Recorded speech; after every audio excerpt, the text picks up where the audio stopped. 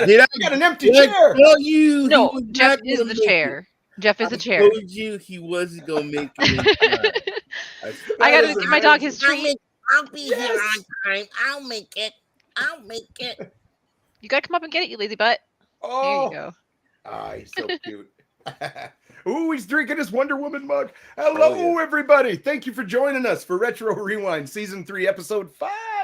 Ah, man, it's been so long since we've all been together, it feels like. So much stuff has went down. We can't see you down there. He'll be awesome. Back. He'll be back. Oh, there he is. Jeff, how are you doing today? I know you couldn't hear any of that. How are you doing, Jeff? Are we live? Yeah, we're live. Yeah, we're live. Are we live? We're live. So right before the show, we were backstage. There was a lot of birds chirping and whatever. We just discovered that Gignac was outside, unbeknownst to us. So that's why the birds were having a conniption outside, is because the cat was outside and we didn't know. And I just went in to get a refresh my drink and this and that. And she came over, was sitting by the door. Man, they were yelling down the block. Cat's coming, cat! I don't hear the birds. Hey, Rob. Because the cat's in the house. Yeah. But you could before, believe me, you could hear the birds before. It's nice and quiet now. Now we know why, because I guess the cat was over by the pool. Retro Rob. So there we go. Yeah. Oh, hey, Steve. We got lots going on. Yes, we do. It's been a while since all of us has been together. Let's go around and figure out what everybody's been up to, man. I know we've had all kinds of stuff going on. Ray, we're going to start with you and then head to Miz Tracey. So what have you been up to, sir? Man, just hanging out in the Discords, playing video games. Oh my God, just chilling, man. Saw a good movie. What was it? Evil Dead Rising with the family. I want to see that. My son, I put the flashlight on and had a floating head in my son's room. We're coming for you tonight. Just scared him so he couldn't go to sleep. You're building character. Nice. I understand. Yes. But that's all. I am just so happy to be back with Miz Tracey and Jeff and you on Retro Rewind. And thank you, Chad, for showing up. And happy birthday, Sierra! Yes, happy birthday, Sierra! Yeah, we're gonna go to dinner after Retro Rewind. Don't know if we're gonna go to her father's for ribs or if I'm taking her out, but I prefer taking her out, but it's her choice. I she gets ribs. 2 Sundays in a row, huh? I nice. like ribs. So, Miz Tracey, what have you been up to? I know you've been busy. Wow. I don't even know where to begin. Let's start with the charity that we're doing this month. We're doing a charity for Stack Up. It's a veteran-based charity. They do they help bring the joy of video games to people who are currently deployed or people who have come home and have like PTSD, or just really having a tough time dealing with what they've dealt with overseas or wherever they were deployed. And I mean, video games are like an amazing escape. For me, that's like my big thing. That's my big escape is video games. And I feel like the fact that they're bringing that to other people who are in need, and they're bringing them consoles, they're sending them overseas so they can, get a little bit of fun time in when they're in between doing whatever they're doing over there. And it's a great charity. So I'm excited. We got a big group that's raising funds, and we're on their top leaderboard. I think we were 3rd on their leaderboard of fundraisers. Nice. That's awesome, man. Making a real difference in the world is fantastic. Yep. We need more of that.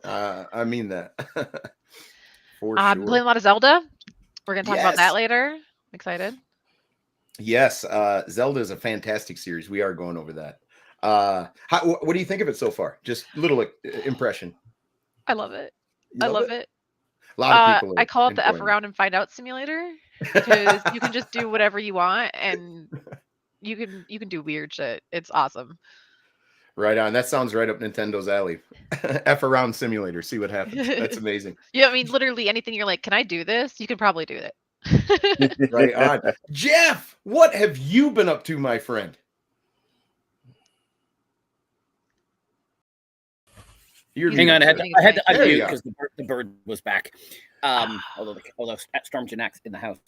Oh my God, I don't know what's going on. Let's see. Tomorrow I've got a toy show. I got a media pass for that. So I'm going to be doing some content from there. Sometime in June, there's a game swap. They're going to give me a little booth, and we're going to interview people. We're going to be asking them about retro. So I'm going to be doing some stuff on location for that. Amazing. I picked games yesterday. Ooh, Starsky and Hutch. I remember that one, bro. Starsky and Hutch. Nightfire, the 007s. Those are two good ones.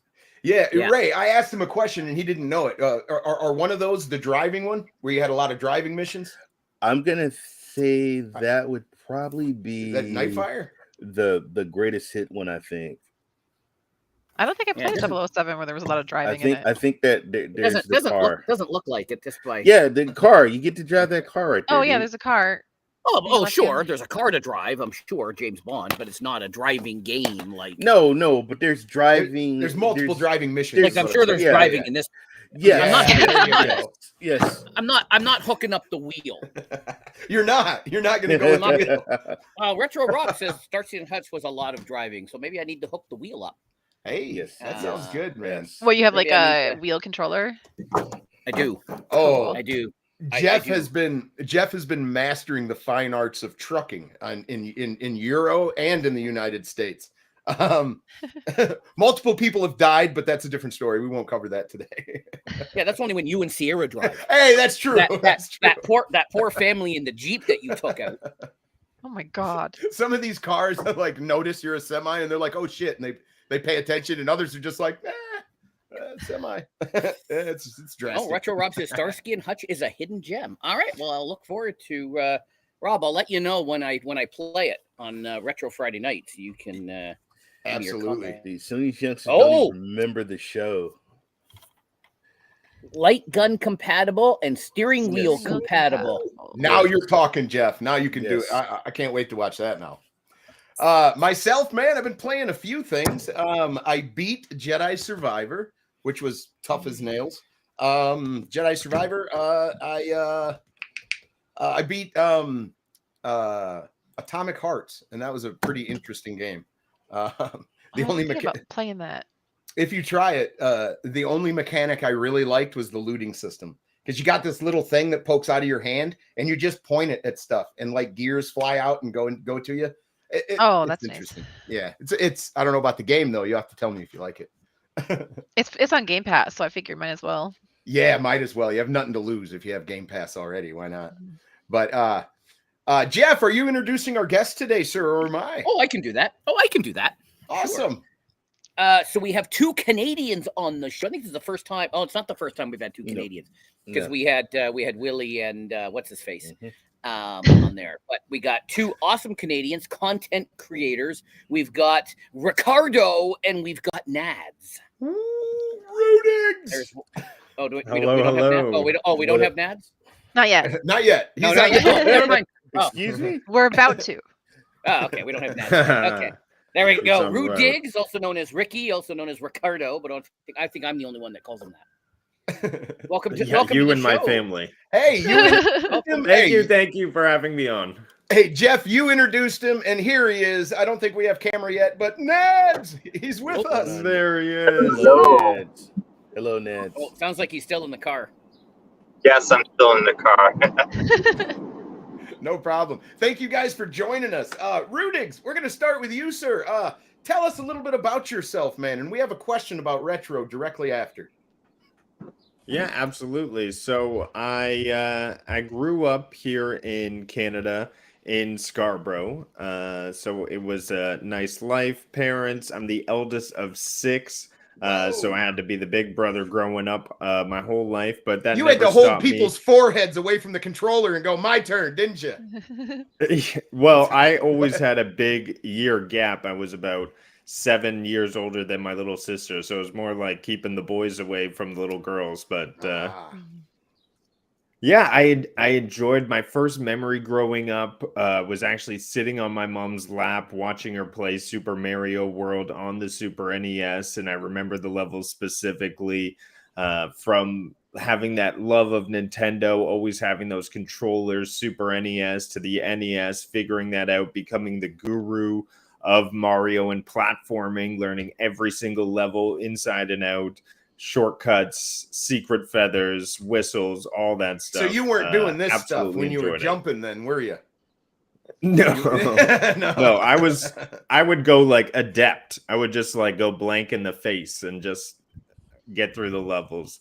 Absolutely enjoyed it. Gaming was always a central part of my life growing up with my friends, schoolyards, competitive games. We would have NHL tournaments growing up in the house where we have a big whiteboard and everybody's names listed, and week by week we'd go through tallying up points.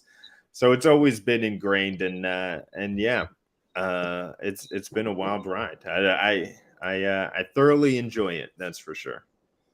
Right on. Nad, same to you. Can you tell us a little bit about yourself, man, and what might have gotten you into gaming and/or content creation? Yeah, so basically, my first video game experience was on the NES playing some Super Mario Brother. I think I was in kindergarten when we got an NES at home. My parents found that a little bit too stressful, and as I got older, I got into like Super Mario and Legend of Zelda. Play a lot of Game Boy. Pretty much got all the console. Bought the GameCube from Nintendo, and yeah, always. I'm from Montreal area, so video game it's been like a big thing in my life. I think in high school, elementary school, everybody was into video game. It was kind of that era where like all the console became very strong and very popular. And I always loved it. I always found it was my escape, right? So going back home, just playing some video game and enjoying time with my friends, right? I remember like just playing on the same screen, and now it's like online. It's just crazy. But screen yeah, peeking it's a little bit of like, yeah. Yeah, it is crazy, man. The way communities are formed, the way things are built up. My community back in the day was me riding on the bus and arguing about what cheat code worked, what didn't. That guy didn't beat the game. He's talking crap. Like, you know, it was just, I don't know. It's so much fun. I imagine it's very similar in Canada. But Rudiggz, so here's the question. Here's the question we ask everybody. And Nads, you're going to get the question as well. But what does retro mean to you, Rudiggz? How do you define retro? Well, I've had some time to think about this question, maybe a couple days here and there, and I've heard you ask it before, and it's reflected back on me. And it's like, does it require the HDMI? Is that sort of the divider to retro? But when I really think about it, to me, what I would call retro is anything from my childhood. So anything from the N64 era to the PlayStation 2 era, I feel like that stuff to me will always be cemented in retro. And then when I look back at consoles and games before that, it almost seems ancient to me. I don't relate to it as much, so I don't have that connection to it. So it's almost foreign, and I can't call it retro. So for me, the emotions are in the N64, the PlayStation 2, the PlayStation 1. That's where I feel the most at home calling retro. After that, I feel like games sort of evolved more. They became multiplayer intensive. And I find that they grew in graphics going onto the Unreal engines and whatnot. So that's sort of the home that I would call retro, and why I feel connected to it. Right on. Nad, same question to you. What would you define as retro, and what does that necessarily mean to you, sir? Yeah, so for me, it would be anything that has to do with history of video game and memory, right? Or like Rudiggz was saying, anything emotional attached to it. If I look back, like anything retro for us is older console, older video game. Looking at The Legend of Zelda being a big game in my life, I think. All the older version before Breath of the Wild, it's all retro because it has a history behind it, as a memory, as part of me, and because it was. Oh, we lost you. I think he went up and down a hill. But yeah, it's funny. Hopefully he's driving safe. Yeah. Definitely, for sure. Drive safe, Nads. If you got to drop out and come back, that's no problem, sir. But yeah, it's funny that he brings up the original Zelda. That made such an impact on me. The dungeon design, the main boss battles. It's one of those games that felt epic, like a epic tale kind of, even though it was all done in 8-bit and just a few sprites. The sound of the sword was my favorite. That sword, just the 8-bit sword and poking the monsters and stuff was amazing. Yeah, as soon as I show you this, as soon as there it is. There's the Master Sword. The Master Sword. I've got so many toys to show off today. That is awesome. Yes, she's going to have a whole bunch of Zelda stuff to share. I'm going to bring this up. You're not going to hear the audio. I'll get clipped for that, of course. Like, I know better this time. Yeah, now we learn. But as soon as I hit play on this, man. what that sounds like, bro. I can hear it in my head right now. Yeah, I absolutely can. But yeah, this game was ahead of its time. The audio was ahead of its time. The ahead game of my design. time. I was born 3 years after. I mean, you could save the games. That was cool. It had a battery inside it. Yes. I Now thought this it was game, awesome. something very interesting about this game is that it first originally released on the CD cards or whatever that the Nintendo was working on. They didn't have a way of saving on the cartridge. They ended up figuring out a way, and it came to that. But originally it was not supposed to come out on the NES like that. It was the add-on system that never came to the US. Very, very, very cool. Do you have memories of playing this one specifically, Rudiggz, or seeing anyone play it? Yes. So as a kid, my mom had the Nintendo Entertainment System with the square controllers, and there was this gold heavy cartridge that had this game in it. However, I was incredibly young, and the game just perplexed me to no end, and I could not figure it out. Those were my specific memories. So I would almost place this game. It's pre-retro to me. This is like in the ancient setting for me because I never experienced this game.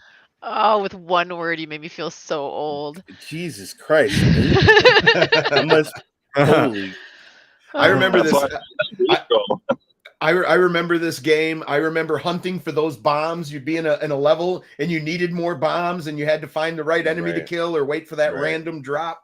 Because one thing I did in this game is I think I tried to burn every bush and I tried to blow up every wall. I tried to learn all the secrets. But the Forbidden Forest, I think it's called, is why I was nicknamed the Sega Buddha. Now, this isn't Sega, it's Nintendo, but my brother was stuck in the Forbidden Forest and he didn't know how to get out, and I guessed the route, and he was able to get into the graveyard where he ended up. If you have enough hearts, you can end up getting the Master Sword. Anyway, super cool game. Ray, did you ever play this one? Oh my God, man. I remember, so I was on a naval, what was it? Alameda, California. The naval station base was right across the way. So I went to the naval store, picked up the game, took it home. I was in awe because of the gold. I said, oh my God, I never had an NES cartridge that was gold. And spent hours. My mom screaming. I'm like, Mom, I can't get off now. Let me hold on. And just the maps. I remember getting the Nintendo Power magazines with maps and studying maps and figuring out stuff, man. This game, huge part of my growing up with the NES. Yeah, man, a whole bunch of the mechanics, even though it's 2D here and we're in a 3D, we all play in 3D worlds now, but a whole lot of the mechanics still hold water today. You go into a dungeon to find a tool that will help you get through the next dungeon. And the rhinoceroses in this game, you have to feed them bombs and blow them up from the inside out because their armor's you can't penetrate it. Like, there's a whole bunch of game design decisions that have carried over into all of our current games, which is just absolutely amazing. How would you characterize your experience playing this, Rudiggz, compared to the newer games? Like, and I know there's a lot of story in between, and all that, but. Yeah, so for me, this game just overwhelmed me and I never went back to it. I mean, I must have been like 6 or something putting this into the game cartridge and not having an idea of what's going on. Perhaps Nads, if you're available to speak, you may have more to say on your experience. Have you beaten the very first Zelda? I imagine you did if you're on audio there. Yes, I definitely did. There's just a few handful of Zelda I haven't beaten or completed, but I remember like those one. The story was inside the booklet. You had to read the booklet to find the whole story. It wasn't in game. In game, they will like explain a few things, but most of it was all in the booklet. And going back to the Nintendo Power, that's where we were getting most of the information. Or like you going back to school and someone's like, "Hey, have you tried this? I did that yesterday and it worked." And there a lot of rumor about this story and like what to do in the game. So that was always amazing, right? Yeah, they had a in the Japanese version of the game, they had a microphone built in. Like this game was so far ahead of its time. You'd be able to like whistle or make a noise and it would kill enemies in the screen. Like it was ahead of its time, man. It's really, really, really neat. But yeah, one of the things that is super interesting is that like Nads was saying, like to understand the game, you had to read the manual because like those spider things, they're not called spiders. They're not called eyeballs. They're called something silly. Like I don't know. They used to have a thing. What are they called? The Scolantulas or something like that? Yeah, they used to have a thing called Nintendo Power, and for like 99 cents a minute or $2.99 a minute, you could call and you could get help with your games. I was never allowed to do that. Yeah, I was never allowed. No, that doesn't mean it didn't happen. But you know what about the Nintendo Power? Though you also saw illustrations of the characters that were so cool. But let's not forget the amazing music, the soundtrack this game had. Oh man, just amazing. Yeah, so the Nintendo Hotline people would have all the creatures in the dungeons and they would know them by name. And if you didn't, they couldn't help you anyway in this game. Like they'd go, "Oh, well, you got to attack the so-and-so." And you're like, "Well, what is that?" But what ended up happening is I snuck a few calls and I didn't get caught. And then my brother abused it. And then I got caught because he did it so much. So, but I took the blame, whatever. No, we would back in the classroom. Oh, go Nads. I don't remember using that, calling Nintendo to find out the solution. Usually I was just like trial and error, right? Yes. Or like I would go to bed and dream about the video game and be like, "Oh, maybe I got to try this," So just make up like stories. Nads makes a very awesome, interesting point, and that is that these games were so much more than sprites on a screen for us. We could go to bed and dream solutions to our games. Exactly. I did it with Ninja Turtles, as a matter of fact. SPG, I was in science class, Mr. Cottoman science class in the back, and I remember me and some guys were sitting there looking at the maps and trying to figure out certain ways to get better.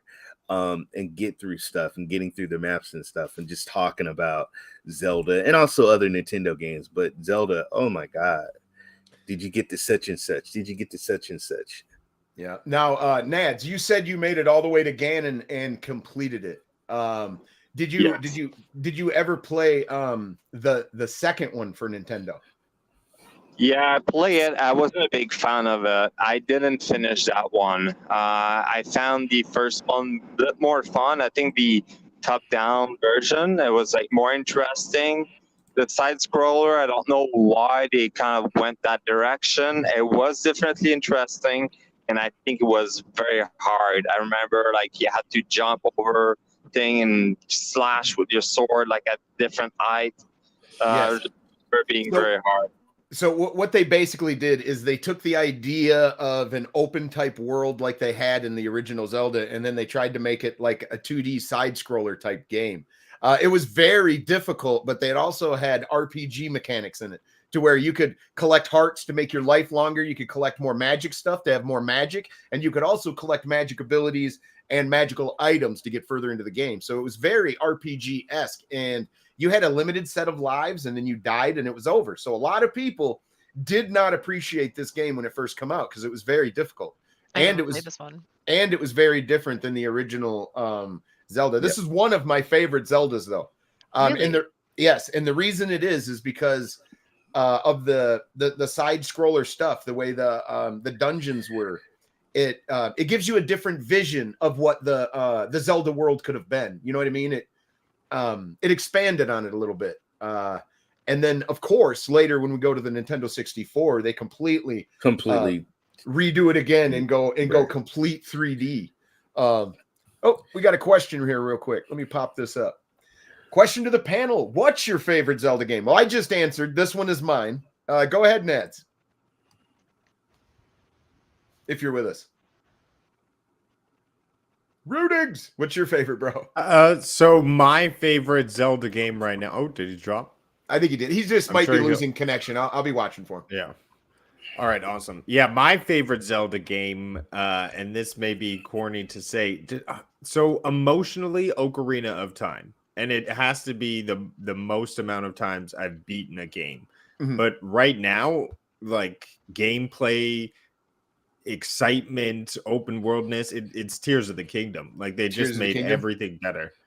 They just made everything better. And it's so awesome. Yeah, Zelda is I hold close to my chest, man. I love it, man. Link is a exceptional character. So is Zelda. Nads, what is your favorite Zelda game? If you're with us, it doesn't have to be retro. It can be the latest one. Ocarina of Time, hands down, because I not much time spent on. I think we're still missing you, Nads. Yeah, you're cutting out really bad, dude. Sorry. I think I heard Ocarina of Time. Yeah, Okay. I think it was. I heard that too. And yes, that warms my heart because that is my absolute favorite too. But like Rue was saying, like if I could choose right now between playing Ocarina of Time and playing Tears of the Kingdom, I would. Even though Ocarina is my favorite, I would play Tears of the Kingdom. It's so good. It's so large, expansive. You're wanting to discover more, even though it's the same map in Breath of the Wild. The mechanics are so unique. You're creating flying machines. You're making hover bikes. There's so much to explore. The story is so amazing. I'm just starting to uncover the geoglyphs. Everything is drawing me into it. The lore is so heavy, and just to see a direct continuation, because typically when you get a Zelda game, it's a fresh start. This is a new Link. This is a new Zelda. They're reincarnated soulmates, I like to think, in every single Zelda. But this is a completely continuation. So it is a direct continuation, or it is like they're just in another Breath of the Wild and Tears of the Kingdom are directly connected. You might as well call them part 1 and part 2. Yes. Nice. Which doesn't typically happen in the Zelda series. It's almost like Final Fantasy in a way. Yes, every story is another another iteration or another telling of the story. Yeah. Yes. That's really neat. Now, we went from Nintendo NES. They did the original Zelda, and then they tried to switch it up, and they tried that new side-scrolling thing. Like I said, it was a hard game. A lot of people didn't. It's a classic now, but back in the day, people were a little upset with the game itself. But then we got to Super Nintendo, and they went back to the formula. Have any of you guys played this? A Link to the Past, I think it's called. Yeah. Yes. For the SNES. So the Nintendo Switch released their online collection, and back when I just had the Nintendo Switch. I played all the library. I wanted to get back on the Zelda backlog and finish these stories I'd never seen before. So very recently, I've played A Link to the Past. Right on. Hey, Ray, what is your favorite Zelda game, bro? I know you've played a bunch of them. Well, you know what? I guess I have to be the fossil here on the panel, but I'm gonna have to go with the very first one because it's just like Final Fantasy VII to me. It's something very, very special. I remember just sitting on my bed with the TV facing me with the NES, playing this game with my Sony Walkman. That's listening. Yep. You used to have to rewind those, folks. Yes, just you know. I would. What would I would probably. I was probably listening to John Bon Jovi, which is old, or Ancient. yes, Prince or Michael Jackson, something like that, and playing this game. But this particular one, you know, it was something like I remember my bookcase. It was the gold cartridge that was really special to me, and I had it always sitting on my bookcase. Pretty much all the other cartridges were left to the side, but it was always that one, and I loved Ninja Gaiden. Those were like special. Well, just that was like the only cartridge that was gold. It felt special just having looking at it on the wall or in your collection. I agree with Nads. When I played the second one, I felt this is not what I expected. I don't know. I wanted the old Zelda games, so I wasn't a big fan of the second one. I respected it, but I wasn't I felt like the side scroller. Yeah. I mean, I'm not saying it was a bad game, but something about the Master Sword and going in those different tunnels and stuff was something special to me. Yeah. Well, when it comes to, I'll say this: big shout out to my older brother Chris. He hated the water temple. He hated it, man. He was stuck in that thing for like 2 weeks, man. Just griping every day. He finally got out of it, man. But shout out to the water temple and my brother. But Miz Tracey, what is your favorite? I think you told us, but Ocarina of Time. Ocarina. I had Ocarina of Time and Majora's Mask on N64, and those are my first Zelda experiences. And my first game I actually sat down and fully beat. Majora's Mask was a little tough. I remember looking up on my old dial-up PC, trying to figure out, look at the Nintendo sites and try to figure out where I was supposed to be going because I couldn't figure it out because I had to do the time change and shit because that game was so complicated, but it so was. good. It was complicated. It was Ocarina of Time all the way. Yeah, there's some games like Simon Quest where like, how are you ever supposed to figure out? You have to get that orb and then Who figures it out to begin with? Like, who's the person who puts it online? Who figured that out? I don't get it. You know? Absolutely, man. I totally am down. Nads, where did gaming start for you, man? What is your absolute first game you've ever played? What got you excited about gaming, or what got you hooked? It was more when I got my Game Boy and I got the Zelda game on that one. They redid it for the Switch, but it looks way different now. Yeah, it was the one where the mountain. Link's Awakening. That one was. I freaking love that one. I play so much on Game Boy. I could like travel with the Game Boy. That's one thing I loved about it. I was going on a trip with my family, and I just brought the Game Boy. I could play in the car. I had all the fancy accessory with them, so I can play at night because it had a backlight. So that was always interesting. Yeah, that was one of those Game Boy. It's one of those Game Boy games you really wanted on the move, on the go. Missing from Breath of the Wild and Tears of the Kingdom is sitting right in front of you. And yeah, there was a couple games in between, right? There's Link Between Two Worlds, Link's Awakening. I've also played those games. I think those all came out for the Super NES. Those were amazing. Like Nads is saying, Link's Awakening, he wakes up on this island and it's almost completely separated. Link's got a new Tang on the side, this girl he meets. So it goes down this like interesting path in the story. And it's a perfect little encapsulated tale with the instruments, and you gather them all over the world. And I don't know how Nintendo does it. I think somebody was saying they somehow create some Japanese magic and they put it inside their games. Yeah, bro. They do. They're one of the only game manufacturers and console builders that they don't care. They're not in the hardware race. They don't care. They're like, hey, you want our IP? Well, we're going to make it fun and interesting, but you got to come over here to us. We're not coming to you. We don't care. Come to us. This is bringing back memories. how he came out with Legend of Zelda. I think he mentioned it before.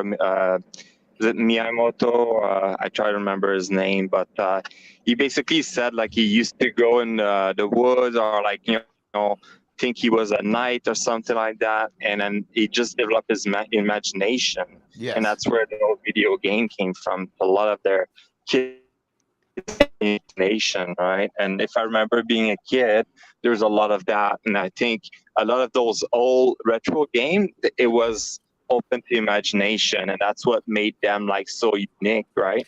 Where nowadays everything is there, the story is all there. There's like it's not open to imagination. Yeah, well, it's like you were mentioned earlier that you would go to bed and dream about that game, like because all the information wasn't there for you. You had to create some of it in your mind. Now everything is there, step by step, for you. Not everything is figured out. But yeah, Miyamoto was a fantastic addition to Nintendo, and like I said, they're a very special company because they don't chase hardware and they still make quality, and it's kind of amazing. It's kind of magic a little bit, like Rudiggz was saying. But yeah, this one was a fun one. But just seeing how far we've come. In my mind, Nintendo was the first one to get 3D down really well. Even though PlayStation come out, I thought Nintendo was less jaggy. Always. Maybe I am looking back on rose-colored glasses, but the first 3D titles seem to be a little more solid. I used to get lost when I played on the 64, man. I got lost.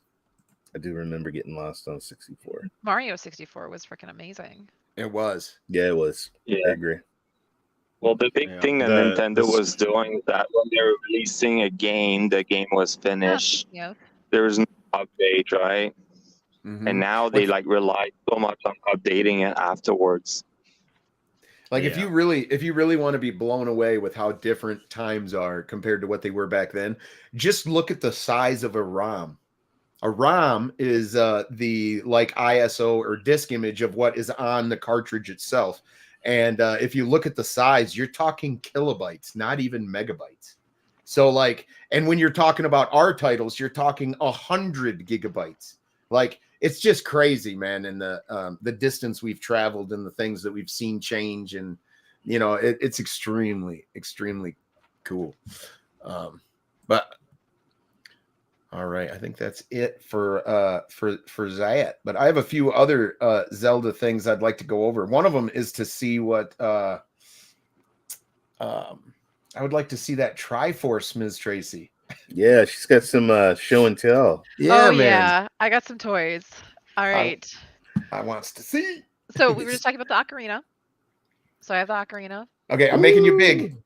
Oh, Yeah, make it big. I hit her on the screen. Oh, No, that's not what I did. Oh, I God. messed up. There you go. Right, there you go. That's how you hold it. There we go. Make that ocarina. Nice. It actually plays, and it comes with like music. It's kind of hard to see because my Oh, screen's wow. right. Comes There with you go. sheet music. Yeah. Yeah, that's cool. So if you There are actually different knew how to songs. play it, you could do the tune. Yeah. Got this controller. It's a Zelda controller. Just careful you don't accidentally go back in time or something. Yeah, right. Change the weather. I'm Now, gonna call is that horse. a pro? That's cool. Is that a pro or is that an Xbox? This is a That's a pro. Switch. It's a. Gotcha. The pro. Gotcha. Is it a pro? Okay. I don't even know. Yeah, they're called This one's Switch not mine. Pros. This is my kids, Switch Pro. actually. I'm a Switch little Pro. jealous. I have one as Um, well. We I got have a them black both one. the Ocarina of Time 2DSs. Ooh. Nice. Yeah, That's nice. one IP that they've bundled things with a lot over the years. This is Metroid really 2. cool. My Oh, kid that is made this. awesome. Ooh, Majora's look at Mask. How old were they when they made it? What class was it? I think he was like 12. That's amazing. Yeah, he's really good with art. Careful when you're putting that on. Yeah, right? You never know what's gonna happen. that. I have my shield up on the wall up there. Wow. Let's see, we have oops, gotta move my camera now. We have multiple versions of the sword. Yes, because it has Master sword. changed over time. Yeah. Right. Well, they're And we have from the Dark different Link one. timelines, Right. right? And of course, you see the shield next to me too. I think she was holding that spoiler from me, and you just gave it to me, Rudiggz. I think that's what just happened. Oh, I missed it. Yeah, But so he was maybe talking I about the swords not being from the same timeline and stuff. Oh yeah. Okay. You're Oh, good. that's You still don't know it. cool. This is Yahtzee. It's Nice. a treasure chest. She's also rocking the Zelda pendant around her neck, folks. Oh yeah, I always Oh wear yeah, this. the Triforce. Yeah, the Triforce. Ryan actually made this. It's That etched is and everything. awesome. So talented, Awesome. man. So Yeah, he's talented. pretty He cool. made that Fallout thing too. That He is made that so Nickel amazing. clock. Yeah, so much talent. And then this is Ooh. our Chromebook. Nice. It's covered in Zelda stickers. Can't tell you like Zelda, huh? No, not at all. We have it's dangerous to go alone. Take this above our keys. But yeah, I think that's about all my toys. She is Zelda out, folks. I love it. Oh, you're muted, SPG. You muted. Oh, I think you're muted. Say you can't see it very well, but Ryan also made that, and it's an amazing piece. I love it, man. I'm glad Thank you got it back Wilson together. too. Absolutely. But all right, Rudiggz. So where did it start for you, bro? What was the first game that grabbed your attention and like you couldn't turn your back on it? You were like hooked. Was it the Mario with your mom? Well, I mean, that's where I first started seeing gaming in my life, absolutely. But when I first started grabbing games and really starting to beat them, that was a different sort of cycle for me in gaming. So when I was in middle school, my mom made me a deal. She said, "You're going to come home after school every day and you're going to babysit your sisters because we're not going to pay for a babysitter." Well, you were And 8 years here's- older. I mean, I'd do it. I'd put you to work, bro. I'm just saying. Here's a PlayStation, and you don't get any real games, but I'm going to bring you back a book full of copywritten, pirated PlayStation 1 games. So she would drive to Pacific Mall, which was the mall known for getting all of these copywritten, pirated versions of things, and I would play the most outlandish, ridiculous games. Dude, you were the spoiled kid that had every game because your mom was buying them for $3 a piece, bro. But PlayStation had come out at this time of just releasing like 3-4 games a week. I mean, they were just crazy releasing titles. I mean, I played a game called Tai Chi by DreamWorks, and that was just about some like tiger who went through and kung fu fought everything. I remember Spyro the Dragon. That was always a cool one in my childhood. Tony Hawk going up and down those ramps. You got to keep in mind the cost of production on these games. Like they went from having to have a cartridge that like Crow was mentioned in the ROM that, you know, he saw there was chips on a board. Like they went from that to CDs, which were like pennies to manufacture. And they were like, woo! And broke so easily because they got scratched. They were trashed. Yeah. I remember the scratching. Yes. We all lived through the video rental craze. We didn't have Netflix and stuff. We had to go to Blockbuster and we had to rent our games. And sometimes you brought them home and they were trash and they wouldn't even spin up. Or sometimes they would work until you got to a really intense spot and then they would stop working. You know what I hated? When you, even to this, you go to GameStop to trade in games and they're like, oh, no, sorry, I can't take this. It's got a scratch. No, I can't scratch. No, it's not. That's the light. It's the You're light. like, bro, I would have rented that and been happy back in the day. You have no idea. You get the ones that it's been resurfaced 3 or 4 times and it doesn't look like a disc on the back anymore. Yeah. I ran the gambit, but that's lucky though. So how did she find out she could get a modded PlayStation? Now your mom being a pirate is just like, I'm excited now. I got to hear about this. Come on. Where she just went to the mall? She worked at some Portuguese video store that didn't speak English, and she knew exactly what Pacific Mall was and exactly where to go. We had always one of these jailbroken TV boxes that magically had every channel and everything on it. So we would always be having this stuff. She was always privy to working around the system. I think that comes from her. She's a Portuguese immigrant, so I don't know if that just comes from an instinctual habit of doing that. But hey, it was a lot of fun for me. And I mean, previous to that, I had the Nintendo 64. I actually tricked my dad. he asked me as a kid, what would my mom want for a birthday gift? And as a like 7-8-year-old kid, I was like, oh, Nintendo 64 with Super Mario. And he actually bought that for her birthday. And I remember she turned it on and started playing it. And so like, oh, I'm so scared of these 3D things. And she never touched it. And I played that thing so much. That was like something I also grew up on, like that Nintendo 64. The first thing we learn as children is manipulation. Bravo. Bravo. Yeah. As the pink taco taking its first roots. Gaslighting is first. He's like, no, Dad, she really wants that Mario. Wink. Yeah. It's like the Isn't she happy, Dad? Marge a bowling ball with his name on it. Oh no. Yeah, Simpsons reference. Awesome. Absolutely. Oh, but all through that, I mean, Paper Mario, Banjo-Kazooie, beating Super Mario, getting all the stars, unlocking Yoshi on the castle. Yeah, you gotta go up to the top. Yeah, some of the like most awesome things on that.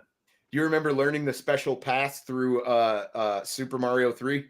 Like for the where you like crouch and hide behind the thing, or you could get the whistle and like all that stuff. Yeah, I remember those, and man. there was certain levels. I remember if you beat at a certain time, it would also unlock something. It would be all black and white. I remember doing that and just being like, oh, I'm the absolute best. You would always skip through, but I wouldn't skip through. I would say no whistle run. And then I go through each one of the levels because I thoroughly enjoyed the creativity that they brought to each and every stage, from giant to ice to what else did they have? Giant, Iceland. They had the Colosseum. I was a bit of a butthole. I'd do this. I'd be like, hey, I'd get to -1 world Mario, hand my brother the controller, be like, you beat this level, you can play the rest of the day. And he's like, what? It never ends. The level did not end, bro. Or like you would have the NHL, right? And you'd have like your brackets and you'd be going through on who won and stuff. We would do the same thing, but we only had one good controller. The other one was broken. The slap shot button didn't work. The guest controller. Yeah, and the guest controller, exactly. So I rigged it up and I handed my buddy that controller and he passed it into the goal over and over and over again. I don't know. I told him he was used to playing with broken toys, so it didn't count. He had a higher skill set than me. But it's funny though. Oh man. Oh yeah. So what was your favorite sports title then? Growing up, you and Nads, if you were into sports at all, titles. Growing up, I definitely played a lot of NHL 1997. Well, it was just called Chell 97 to us. But I remember you could enter a code and be Stephen Page, which is a Canadian drummer, funny enough. And he would be a goalie and he would just be an unstoppable goalie. I remember that being a cheat code. I just love that game. It would be something where everyone came over, they'd grab a control stick, and being Canadian, you just love playing hockey. Blitz was another one, which was just so much fun playing. No rules football.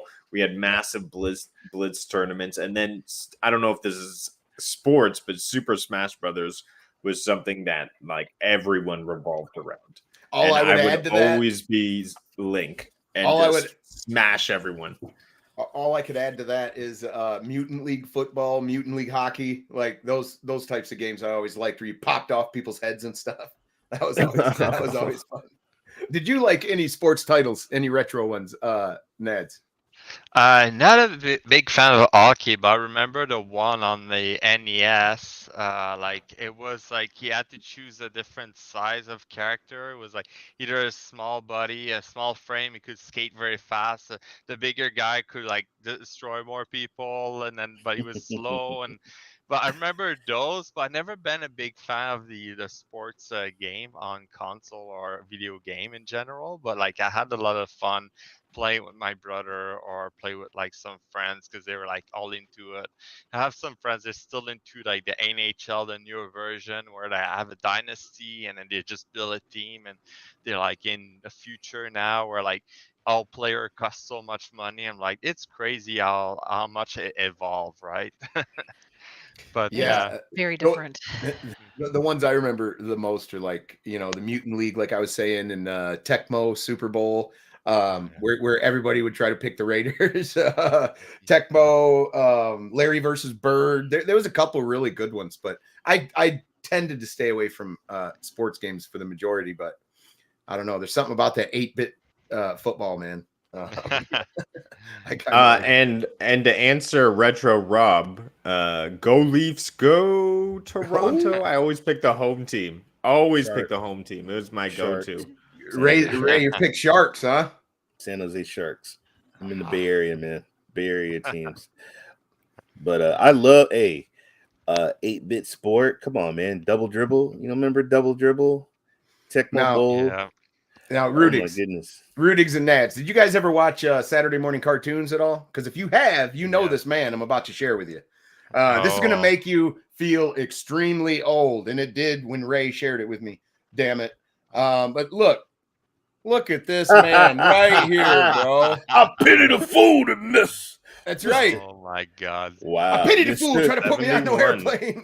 Mr. T. He Look had a at cartoon. that, bro. He did. He had a cartoon. He had a cereal.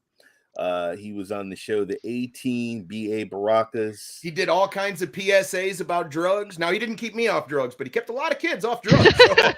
He was in a video game I played on PS2. I had the Oh, Mr. T's gold chain starter kit, man. I just a couple of ropes, and then it got, Man. Rocky Legends. This Rocky fucker Legends. He was is a character 71. in Rocky Legends. Yeah, Rocky 3. He was in the movie Rocky 3. He was the yeah. I forget his name. What was his name, Ray? I think you said it earlier though. Starts with a B, doesn't it? Baraka? Well, no, that was- on the that was 18, the 18 he was B.A. Baracus. On the oh my God, what the hell? I forget what he was. Hey, Kevin, if you're in the audience, brother, let us know. I know you know. Kevin would know. Probably Kevin would know. Probably Crow would know Lane. too. That's what it was. Clever Yep. Lane. Yep. Clubber Yeah. Lang. Yeah. That's But Lang. yeah, man. Yep, he said it. There he is. Kevin popped up. Yep, there he is. Yeah. Hope you're doing well, Kevin. But yeah, And, Clubber Lang, Retro man. Rob. What a career this guy had. Like I said, he kept some kids off drugs, and he had a cereal. I mean, come on, this dude's been all over, man. I thought you were going to show the cartoon of Super Mario Brother and the Legend of Zelda together. I don't know if you guys remember No, that. we remember pretend that. those I don't remember. exist. I remember. I remember that. Ugh, Oh my Now, God. they were Nads, bad. here's something. I should have brought this up, and I should have absolutely had it pulled up, but I haven't. Have you heard of the console CDI? And do you know of the Legend of Zelda games that are on CDI? Yeah, terrible game. Don't try it. Doesn't worth it. You're not missing out on Yeah, Zelda lore or exactly. anything. Good, think because you just got me Nintendo was- freaked out. Nintendo was trying to do something with PC or merging into PC, and it kind of fell. I think it lasted a year or something like that, and it was their first CD game they came out with. And it was the worst Zelda they made. They tried to make it like some sort of cartoonish. You can still find video online about the game, but like everybody is saying it's the worst Zelda they ever made. It's not considered a Legend of Zelda game at all. No. Link, the the most you can faces- say is it was licensed. It was That's it. It Link. wasn't- Link, the Faces of Evil. They had Zelda's Adventure and Excuse Zelda, me, the princess. one of Freaking show. Gimme Leon. It's very interesting, man. They basically they weren't Zelda games at all. They really weren't. But the CDI, one of the other interesting things about Nintendo is that they had their fingers in everything. Like they had sit downs with every single corporation that ever made a console. They went to Nintendo and was like, "You want in?" And Nintendo was like, "Maybe." And then they Why didn't. not? Like Sony, the CDI, the 3DO, all these things, TurboGrafx, they all originated, or not originated. They were all their original ideas, but they were brought to Nintendo, and they had an option to join in. Well, that's how the PlayStation 1 came out, because it was supposed to be a Nintendo and Sony combining a video game together.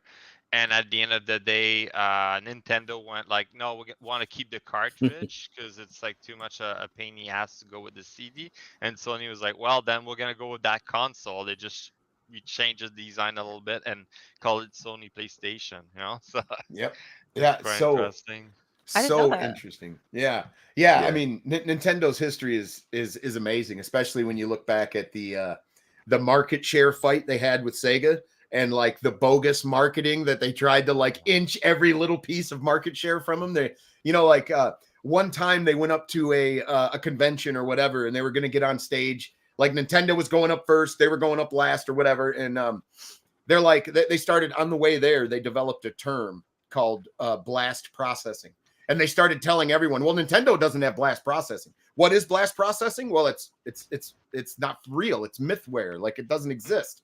But they convinced all the 12-year-olds that are on the bus, like, no, Nintendo doesn't have blast processing. And they said, and it didn't even exist. Like, talk about marketing. They were, I don't know. They Jaguar were so smart, 64-bit. yeah, just it had two 32-bit processors in it. Right. So if you can count, that's 64-bit, but they That's didn't act not independent. 64-bit. Yeah. No, they weren't independent. Like, whatever, man. It's Right. funny. So we've discussed your guys' first entry into gaming. How about the arcade? Did any of you guys spend any time in arcades at all?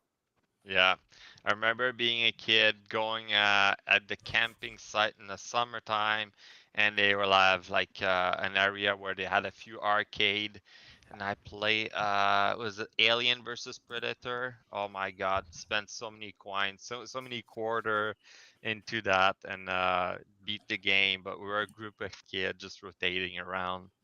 That was an arcade game I play a lot when I was a kid. Definitely. That's the Awesome. only one I remember pretty much. I know I tried a different one. I remember like being a popular thing being a kid. Hey, let's go to the arcade. We don't even have that anymore, I think. Yeah. Or I A lot of There's people. a couple. No, but they're not still very many. around. They're still around, but you actually have to go looking for them now, kind of. Yeah, because Like, everyone that you find gets closed. yes, Yeah. absolutely. Yeah, I got an old arcade downtown Hayward, and I took my son, and he was like, "What? This is prehistoric. What is this? Get me out of here! Get me out of here!" Was he looking Get me outta around here. like you brought him into the dirty movie section of the video store? He's Dude, like, what is no, this? worse than that, man. It's like, this is like, come over here, man. This is Cuber. This is Centipede. Oh yeah. This is Frogger, man. Here, Yeah. and this was my childhood. This is what I grew up with, And he's like, no, it's not. If it ain't Fortnite or if it ain't GTA, get it away from me. That's Well, just it. all of us wanted those games at home and we couldn't get them. Not until you were you won the lottery and could get a Neo Geo in the 90s. Before that, there was no you always got a horrible like trimmed down port that was just awful. Like you could look at Donkey Kong Oh God. from the Yeah. arcade and then look Right. at Donkey Kong for Atari and you're like, ooh. Yeah. Like you could technically play that at home, but that's not really the same game. It looked terrible. Yeah, I never went to an arcade because I feel like that was before my time, but I did experience the Neo Geo. I remember walking with my dad and going past a church yard sale and there being a Neo Geo for sale, and he just picked it up and brought it home. And I remember, I think it was soccer I was playing on it. It's a I big was cartridge? a kid back then. Yeah. Like 7, 8. But I remember it was a Neo Geo, and I remember that for the rest of my life. Like, what is this Neo Geo console? I've never heard of it or saw it come out anywhere after that. I do remember that experience. What a find. He must have Yeah. picked it up for pennies from this church. Which is Wow. It kind insane. of it came up as a competitor for the Game Boy and Sega what did you call it? There was another Sega console. The NL Genesis. Yeah. But it was NL. It was like colored and Yeah. the Oh, battery Game didn't last Gear. long. You talking about the the Game Gear. They had Game Gear and they also had the Nomad. The Nomad is something that Cowboy mentioned on Right. a Retro Rewind, which is a handheld that was massive that literally took full Sega games like Sega Genesis or Sega Genesis. Yeah. Sega Mega, what they call it Yep. in UK, Mega Drive. Mega Drive. Yeah. There you go. It's really, like, it was really interesting crazy. tech for the time. It was like, oh, the NL, like, it was a big thing. But Game Boy was so basic, didn't have any color. It was just black and white. And all the competitors, they were trying to come up with like, oh, there's backlight. It's all color, like, little things like that. But at the end of the day, Nintendo already had the market, and I think that's what kept them going. I would thank you, Retro Rob. I was thinking of the Lynx when I, but yeah. He says that competed against the Game Gear and Game Boy and Lynx. Yeah, there was for a short time there. They really did the handheld market heated up, and even like Tiger tried to get it on it too. Like they had if you remember the old Tiger handhelds, and then they had the step up version from that.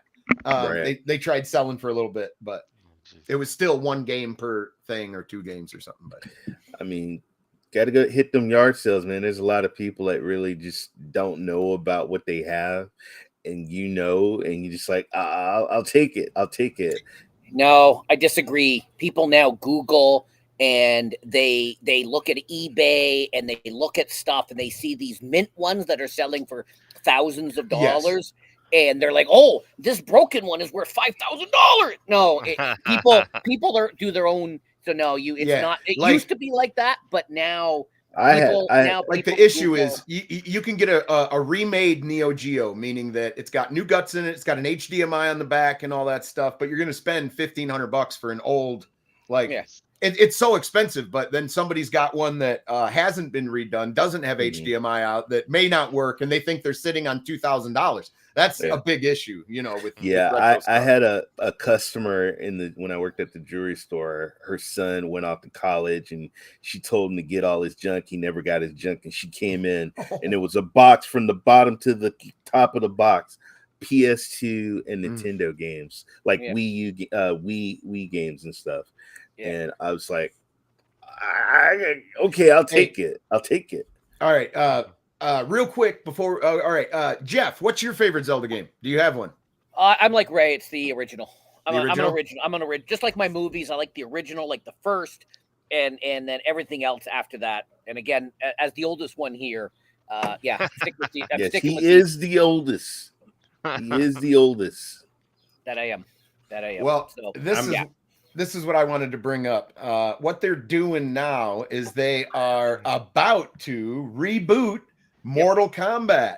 And in the arcade, this game was made for the arcade. I can't tell you how many quarters that was stolen from me trying to get through the hierarchy to get the the end guy.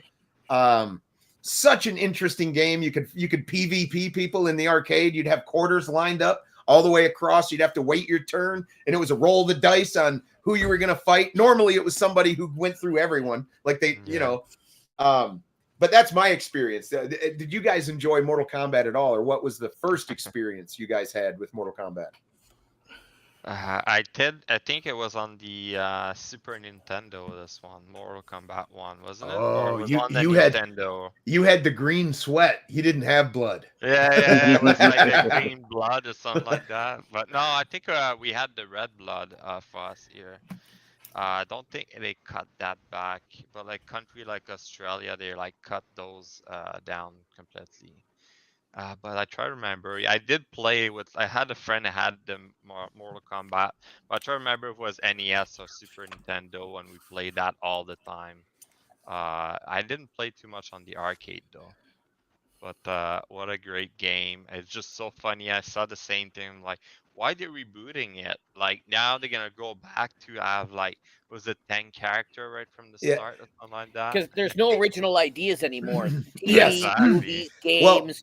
And a lot of the people who were in charge remember playing these as kids. Yes. And so they're trying to reboot it. Just like they're going to resell it. They're going to resell it to you through the nostalgia lens. And the reason, in my opinion, they're rebooting it is because they've gotten so far away from the original idea of Mortal Kombat. They got to rein it in a little bit. For Christ's sake, we had RoboCop, Rambo in the last one. Like, Arnold Schwarzenegger. Not that you can't have fun in the game and have like goofy characters and stuff, but I don't know. It was a bit much. I didn't like that one anyway. I need to see some gameplay. There isn't gameplay in the trailer. I tweeted out the trailer. There's no gameplay in the trailer. It's all Let's go It's through all the list. cinematic. Let's go through the list. My favorite Mortal Kombat was Mortal Kombat 3. Why? It had those combos, and if you didn't know how to deal with somebody that was a combo guy, you lost. I loved that game. Jeff, did you have a favorite Mortal Kombat? Is it the original? Of course. First? I'm always going to pick the original. Yep. And of course, I'm old and I've got Alzheimer's, so I'm mixing them all up between this and Street Fighter, and It's not a direct reboot. Okay. It's no Mandela effect. I just don't remember. Gotcha. Miz Tracey, did you have a favorite Mortal Kombat? I was never huge in the button mashy games because my weird hands with my EDS stuff. So I was never. I like to watch people play it. The brutal finishers were always interesting, as we see right now. Oh my god. That was pretty brutal, man. Yeah, they're really brutal now with the good graphics. Jesus. Yeah, man. Goodness. That was rough. Looks really cool. Oh, that looks sweet though. But yeah, I never personally played it. I always watched people play it. The thing that would upset me about this is like this makes it look like there's an RPG or a big story to it, and it's just going to be a fighter. So yeah, right. Like why do all the cutscenes like? Because it just makes me think that it's going to be like a really cool story game based off of Mortal Kombat. Toasty. Well, they do have a story element, right? They have a pretty immersive one-player mode, which is almost like a movie, but with fights in between that you need to control. Yep, there's cutscenes. I myself, there's cutscenes between opponents that tell you how the story's progressing, and yeah. So I played growing up, but I would only play at friends' house. I don't think my parents would ever want me to be playing this game. That's why I probably never saw it. But to me, it was always a game I like to call like dial-in combos, where you had to like dial a specific set of buttons, and it would have nothing to do with the fighting in general, but you just dialed it in and then something would happen on screen. Where I feel like games like Super Smash Brothers was movement based, your buttons did something. There was never this like a magic set of buttons was going to make something crazy happen. So I never was a huge Mortal Kombat or, any of those fighters with the magic dial-in buttons. Right on. So you skipped Street Fighter. You weren't a fan. Nah, it's just I didn't understand it. It's almost like a rhythm game to me. Yeah, in that sense. So I'm not very good at rhythm games. Hi-Fi Rush, I'm horrible at timing. So it's just never that mini game in Among Us. I can't even do it. So which mini game is that exactly? No, I'm not telling you my secrets. Oh, come on now. I needed a little more information. That's sus right there. What's up, Ray? So SPG, these are the original copies that I got back. I'm gonna make it full screen, bro. There you go. This wasn't bought at no yard sale, and these are the actual original copies back in the 90s that I got, and I have to say, which one is my favorite? Something about Mortal Kombat 2, man, was really, really cool. The Liu Kang bicycle kick and his little whoa, whoa, whoa, whoa, whoa, and all that. It was amazing. Plus, it had the blood. It had the blood. So, explain that controversy if you can, Ray, a little bit. Well, Nintendo didn't do blood. They couldn't do blood, so they did the green sweat, which was whack. Yes, it was so whack. It was like, bro, we're talking 8-bit. I mean, not 8-bit, 16. We're talking about 16-bit graphic. Like they thought, like back then, it was like, oh my god, this is the worst thing. The spinal cord and all that, and it. Well, bro, what happened? Basically, Nintendo was like, "Hey, man, we're gonna throw the parents a bone here. We're gonna not have blood, and we're gonna get thanked for that." No. They got letters from parents like, "I got to go buy a Sega now." What the hell? You don't have blood in your game, and they exactly. And dude, I mean, you got the book. You remember the book? Oh my god, the books. You had the cartridge. Look, Ray, what you got in your hand is almost a display piece. They don't sell stuff like that no more. Nope. Not in that kind of presentation. Nope. That's a collector's edition. And oh my god, you remember when you used to go and you would read the back? Yeah. And the manual after a few hours of getting your ass kicked. Love this. Love more. It definitely took a few hours. You had to But get I will stuck give you somewhere to three. go read that manual. Three is my second runner-up because me and may he rest in peace, my good friend. We used to have our books, and he would look at and do the combo combinations, the fatalities on me and stuff. And Kevin, oh my God, yeah, Kevin knows. We played this back in the day. Did you guys know that Mortal Kombat was actually based on an old Scandinavian worship song? Really? Yeah, Finish really? Him. Wow. Oh, nice. My dad I was like, finish him. Nice. I get it. Oh, well, since we're talking about arcades, I want to bring the arcade home, man. We looked at a few things a few episodes ago where you had like a screen and you could move it around and stuff. It could be a pinball machine that you could raise it up and it'd be a thing. But here is what's like possible for I don't want to say low end because it is expensive, but let me just show you. If you want arcade at home, the Retro Dodo, it's a wonderful site. They're actually making a coffee table book based on retro handheld gaming. You can see it there on the right-hand side. And it looks incredible. I have nothing to do with it. I'm just telling you that this coffee table book does look cool. If you want to check it out, go check it out. But they're talking about the 10 best home arcade machines. And I wanted to look at pricing. So you've got the Bitcade Arcade Extreme. It says it's an all-around home arcade beast. Perfect for those who want hundreds of arcade games in one place. Big screen with nostalgic touches. And then you got arcade one-up cabinets. Now, we're all pretty familiar with what one-up cabinets are. Yeah. Affordable take on arcade cabinets that fit in your home. And you can also like load a Raspberry Pi in it, and you could make that into a universal one that plays many. That's possible as well. Here's quarter arcades. For those that don't have the space, this is a 1/4 scale replica that fits perfectly on your desk or in your gaming room. So let's check these out. Buttons are so tiny on those. Yes, I'm going to bring that up. Let's start with that, okay? Let's start with that. Look at this. So here's the pricing scheme. Wait a minute. For this thing. Is that $169? That is $169.99 for... That's a tiny one. Yeah, let me show you the size, bro. Okay, I need to know the size. This has got Dig Dug. All right. Looks like a nice cabinet. Watch this. It'll show it in a second, I'm sure. All right. Let me skip ahead. Yeah. Sitting by a coffee cup. They done lost their mind, bro. Sitting by a coffee cup, bro. Let me run that back in case everybody missed that. No. That is way too That's the size. So there's a Chromebook. It's a cool coffee cup. It is a cool coffee cup. I'd rather have that. But so quarter scale replica, arcade replica. It towers over a Chromebook. But yeah, that's not enticing at all. But look at that price. That is extremely pricey. So let's hop over to what was the one-up cabinets. Okay, let's go look up the one-up cabinets. Let's look at these prices. NFL Blitz Legends, amazing game, but $600 for one-up. American, correct. Got to as Crow would say, got to add $10 for that for Canadian. Yep, USD. And then you got Donkey Kong, the original, but it's a Doc and Pie's Arcade Factory Classic Home Arcade. I don't even think this is a one-up. $749. The prices are just silly. Now, here is one that I would actually entertain owning, but probably the guns are crap and doesn't feel like it did in the arcade.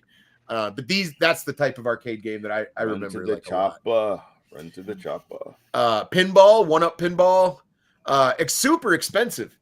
So I guess what I'm getting at is this. Here's the last one. Here's the Arcade Extreme that they tell you is the best thing you can do for home. Now, that is a full-size cabinet that you can have at home.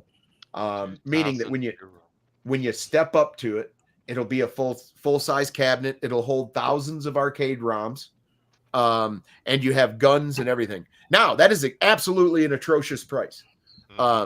Absolutely. But if you look up a real arcade cabinet and you want to restore it or buy one restored that is legit, it's way more money. way more money. Rob's right. I've seen them go on sale really cheap at Walmart. It's been pretty tempting, but even on sale, it's just, I don't know, too much for my blood. Hard to swallow, isn't it? The price. Walmart would dump those for crazy price. Yeah, absolutely, Retro Rob. They get their stock up and they want to get rid of it, and they will end up moving it. But okay, so this is a 27-inch upright arcade cabinet.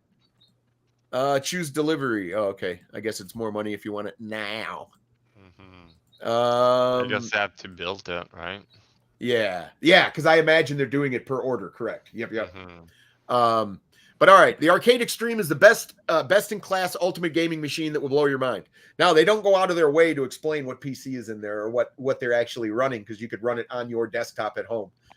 So they're not going to share that probably. But 27-inch screen, upgraded PC, Hyperspin SSD, official Sanwa buttons, official Sanwa joysticks, 80-watt sound system with large sub, Ultramark trackball, cue ball with white, 2 guns with recoil. Oh, recoil. That's where they bounce back. Yeah. It was that is cool. That's what made the arcade so fun. Oh, it's got the trackball for Golden Tee then. It must. Yeah. Yeah. But what's interesting about that is if it's a really nice arcade cabinet, you can have hundreds in there. What are you sharing, Ray? Let me make it. There you go. Oh, the Golden Tee. Oh, you got the trackball. Golden Tee is one of my favorite golf games, man. Awesome game. I dropped a lot of coins on that, man. A lot of coins. But anyway, $2,199. You can fit. That's European funny money. It's, Gotta convert that to Canadian or American. 9,000 different games. What do you think? 12-month warranty, 1-year warranty. What do you think of the worth? Nads, do you think this is interesting, compelling, or just ridiculous? It's like pie in the sky. Definitely interesting if I have the money for it, because Jesus. Yeah, it's like the price. It might be close to $5,000 Canadian. Then you have to have the shipping. Then you get the cabinet. You probably have to put it together. Probably. They're not gonna ship it all like this, and then there's gonna be pieces gonna be damaged from the shipping. Man, you just talked me out of it, Nads. Thank you.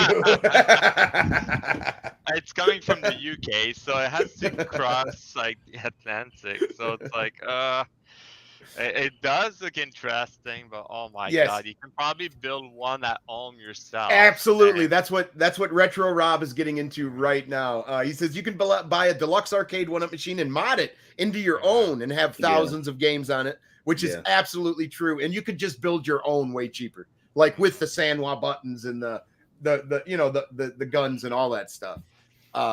Very, very, very cool stuff. But most of this stuff can all be emulated with tablets and computer, like low-end computers. So it doesn't really matter, but it is super interesting if you are into the arcade. But man, so much money. Retro is an expensive hobby. Can be. Yeah, it can be. Ray, how much do you think your collection is worth, or how much you spent on it? I don't know, man. Don't make him think about that. I don't. Oh, your wife's not behind you. I don't know, man. I actually, might have to do something like in my will, because we've done our will, but I never thought about the games, man. Dude, you got some. I mean, I know they're all not sealed and they're all not mint, but you have a huge collection, bro. Whenever we do retro rewinds, you got shit pulling out of stacks. Nicole goes nuts, but this is my little corner over here of my of games. My stuff. I don't know. Maybe have another casket and just load some games in there and lower some games. He says, "I'm taking them with me, boys. I'll take it with me." But no, I don't know. Like my son, I usually talk to him about it, but right now he's not really serious. He says, "Burn them. I'm gonna burn them all." I believe I know that, Retro Rob. I believe that. You got a great little museum there, bro. So I don't know. When we moved into the new house, I had to itemize everything for insurance. Yeah. No, this stuff is important. all of that we had to. It's all tagged and cataloged, and I got 4 more I've got to add to the thing, and so it's all tracked for Ray knows this. Exactly. And I have insured. It's important, man. Hockey, I mean, just think, you could have a baseball, $10,000 collection and football. water destroy it all. I have cards, dude, like baseball cards, hockey cards, football cards, like, and I've been looking at some of them, and some of them, I mean, they're not like $1 million, but some of the cards could go for like, you know, $50 to $300. So, and I'm trying to tell them, like, look, man, this.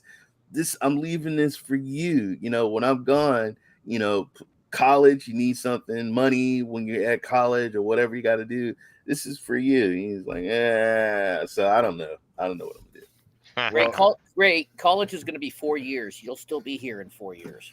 I hope so. So. Ray, hashtag media guy called you out. He says he's getting buried like the ET games in New Mexico. Oh God! Ouch! Shout out! Hey, Jeff's got a cartridge, man. I have the ET card. I don't want Jeff burying me up, man. He does. I've actually played it. It's not that bad. Have you? Yeah, I played ET. It was just even ET, believe it or not, game was ahead of its time. And on Atari, you had multiple screens. No. I'm not saying it was great. It almost killed gaming. What are you talking about? World. It was open world. I think the death was on its way anyway. It was just like the death throw. Christmas commercial. Hype that game up. My friend Ray, I got the game. I got it. My parents got it. Ran over there. He popped it in there, and we were like, What the hell is this shit? What is this? Why does like, ET look like an adult prop? He doesn't look like an alien. Like, what is happening? Oh my God. But the premise of the game, if you don't know, is you'd fall down holes. And when you'd fall down the holes, you'd have to raise your neck and you'd float up. And you had to collect so many parts and then actually phone home and wait for the ship to come and pick you up. But it didn't explain any of that in the damn manual and how to like actually beat the game or complete anything. So I don't know, man. If you didn't know, right. you know, the Atari headquarters, they smoked a lot of stuff and they partied a lot at the headquarters. Yes. Well, and Rob is right. Retro Rob is right. Yeah. Yes. They came to him and said, "Hey, we basically we need an ET game," and he's like, "Oh yeah, I could do that." And he's like, "Yeah, in 6 weeks." He's like, "Yeah, sure, sure, we can do that." And that's like almost like what we're going back to, the marketing being like pushing game out before they're ready. And it's like that might have been the start coming back. Right. Yeah. Because remember, Atari went down and Nintendo was like, "Oh, well, we're gonna come out with a console," and Atari was like, "Nah, it's dead. Like it's never gonna pick up," and it went back up because Atari releasing quality games. You know? Yeah. At the end, Atari had a quantity over quality issue. And Nintendo was the complete opposite when they stepped in. They were like, no, we want some quality, or we're not even going to put our stamp on it, and you ain't going to put it on our system, which was good for them at the time. And they're still like that. Yes. Yeah, it's their like Tears of the Kingdom was seal. Originally for November, right before the holidays, but they said no, the game's not ready. We'll release it in May the next year before summer, which is, in my mind, lunacy. To release a game like November is the perfect time right before holidays. You're going to get it. But no, they released it in May. In 3 days, 10 million sales. It's crazy. You'll be shocked at how many bean counters are paid to like figure out when is the best release window. And we have to hit this mark to reach this. Like it is insane. And they all probably are full of shit and don't actually know what, I mean, look, they're just all typing it into ChatGPT. Like when's the best time to release a game? Like you're gonna drop Zelda, and at any time, if somebody wants to play, like you're gonna sell that game, man. Like I don't know, like how many Zelda 2 like sold Switches lately? Like how many people went and bought a Switch just so they can play the 2 Zeldas? Like I know I went to my my dispo recently and a guy was talking to me and he was like, "I did it, man." I said, "What'd you do?" He goes, "I bought a Switch." I was like, "Oh, you're playing the new Zelda, huh?" He goes, "Well, no, I bought that too." He said, "But I'm playing the first Zelda." I was like, "Oh, okay." So not only did Nintendo not create new hardware, it's the same, like they didn't do anything revolutionary, but they did quality, and people are turning out to play that quality title and buy old hardware to do it. It's remarkable. Yeah, I have this little device here. He's sharing. It's a fun little tool. It's a Shut fun up. little tool. You plug in your HDMI. Well, you plug it into the Nintendo Switch here, and then HDMI out here, and turn it on, and I get 2K gaming on my Nintendo Switch. So everything comes Awesome. out just a little bit crisper. The Awesome. colors are nice. I believe it works through AI upscaling, but I absolutely love it, and I would not game without this thing on. It makes it so much better, and it really just brings up the next gen experience for me. So that fixes the lack of hardware there for you because it'll go to a higher resolution now. It looks a little crisper, a little better. Yeah, Is that because for basically what you're me, saying? it's hard for me to play in 1080p these days. I don't know what it is, but it seems fuzzy. Oh, to me. man. The bigger the screen, Oh, man. the bigger the screen. Hey, I agree with you. The bigger the screen, it does Oh, make a difference. man. But if you're on your phone or a small thing, it doesn't matter. And Jeff educated me. He said, you know what? You think you're seeing in 4K? Go get your eyes checked. I wasn't You can seeing only in see in 4K. 30 frames per second or whatever. Yeah, I So- definitely wasn't seeing in 4K. I sit pretty far But away I from the see the TV, so- difference on my. So I play on No, a you don't. No, you 27 don't. inch No, you monitor. don't. I can see the. No, Well, you don't. Your brain is tricking you into thinking you see the difference. You don't see the difference. He's saying it's I placebo. absolutely do. Jeff for is sure. ancient, okay? Yeah, maybe not his eyes. He Well, doesn't need enough carrots. Speaking of Jeff, I'm going to come talk to you in 20 years and see what you have to say. I look Say- forward to it. speaking Remember, of, I'm three times of your old- age, so he's like, been around a while, and he's got a segment called This Week in Retro where he remembers every single game that has ever been released, and he shares them with us. He So, remembers Jeff, it right off the top of his head. Yeah, would he you like to doesn't do forget your it at all. segment, sir? true, Crow. That's true. He still has those young eyes. I know. Those He young still eyes. has the young eyes. I know. I just need a couple of frames. Everyone squawks, oh, the game is only 30 frames. I only need 10. 10 is too many for me. You get it done in 30, I can get it done in 10, buddy. I love it when people do their 8K streams and their 4K streams, and I watch it on my Pixel 2 at 360. All right, what do we do? Are you telling me I can save on bitrate? Son of a bitch. Pretty All right, much. here we go. Pretty much. May 21st, 2006 on the PlayStation, Skeleton Warriors. What I is remember this? renting this game. God. I don't remember this one at all. I You'll remember have to tell renting me this about game. it. I don't remember it, but I remember because 2006, my kids, I was playing because again, my kids were still young, so I would rent a few of these and play them back when they were gone to bed. I have played all kinds of titles, man. I have never seen this one. You know what? Skeletal Warriors. Oh, Yeah. that guy looks like he's got a poop. I don't know, man. He's got like He got a a stick poop, up his buddy. butt or something, man. That's right. Like they couldn't add the fourth animation of him relaxing, so they just cut it out of the game. Well, at least Hey, they got the Jeff. running. The running looks good. That looks like in 4K, right? Jeff? Yeah, it's Just keep going, it's 5K. It's 5K. Right. These are the back at highest you, res Jeff. textures that you have ever seen. Look at the graphics, though. Dude, Oh the my game- God, huh? The game This is actually PlayStation. looks This is decent. PlayStation 1. This is PlayStation Yes. 1. Yeah. So to be honest though, without joking too much, like this game actually looks impressive for the PlayStation 1. When they kill their enemies, look at how many parts go flying and then disappear. And how And they're fast all he was moving on this. It's actually pretty impressive, actually. I mean, I don't think it doesn't look very fun. It's But- like an older type of game that was popular in those days. I guess. That's I true, though. gotta stick up my butt, and I can swing my sword. A game that was really similar to this in the action stages was what the hell was that called? We don't know. I just had it on the tip of my tongue. I lost it. It doesn't matter. ActRaiser. The side-scrolling parts I thought was really cool. And in the parts that wasn't side-scrolling, you were like God looking down on like a sim Earth. What the skeleton robots with a what the hell army hat on? or Yeah. something? Cowboy. I don't know. I think Cowboy. that skeleton Ray was a pimp from Compton. Did you see the I green hat he know. was wearing? I saw that, man. That was like a pimp hat. Yeah, no, bro. That's great. Oh. I have the power. Did you see that? Interesting. you RSA. Interesting game. Look at that, man. Look like the same enemies. Let's go further into the game and see if they had This game would drive me nuts. This looks like freaking a Cuphead or something. It would drive me crazy, bro. I'd play this on Retro Cuphead Friday is nights. a Canadian treasure made by two Canadian brothers, all hand drawn. Beautiful game. Oh yeah, Cuphead is a gorgeous game, but infuriatingly hard for some people. And There you go, Rob. Perfect dart for the Nintendo 64. Yes, thank you.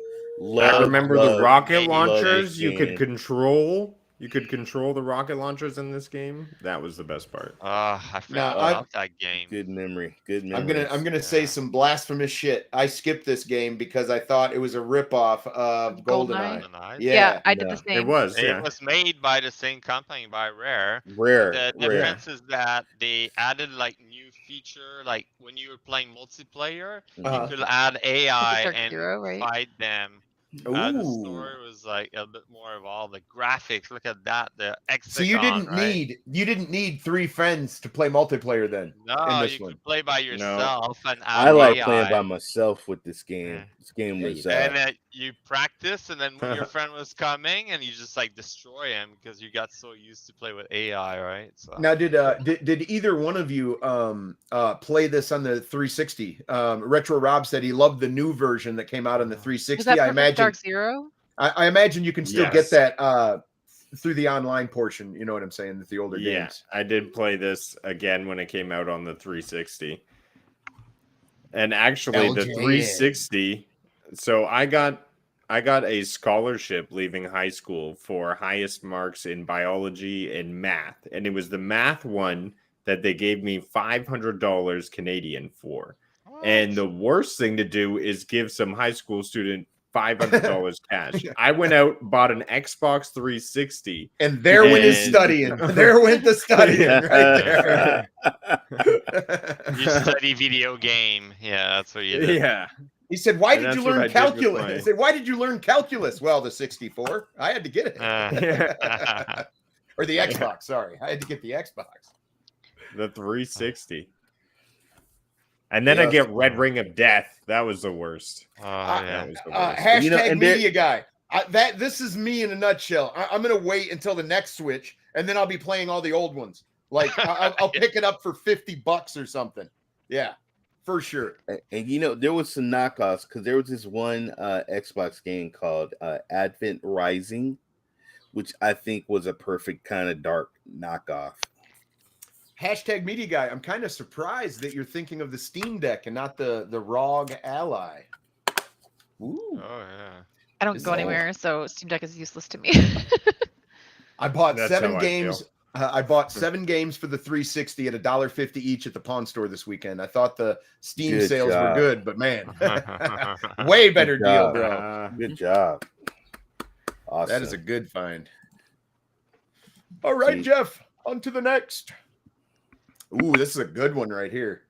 You got gameplay? Yes, I do. Hyphen filter dose for the PlayStation 1.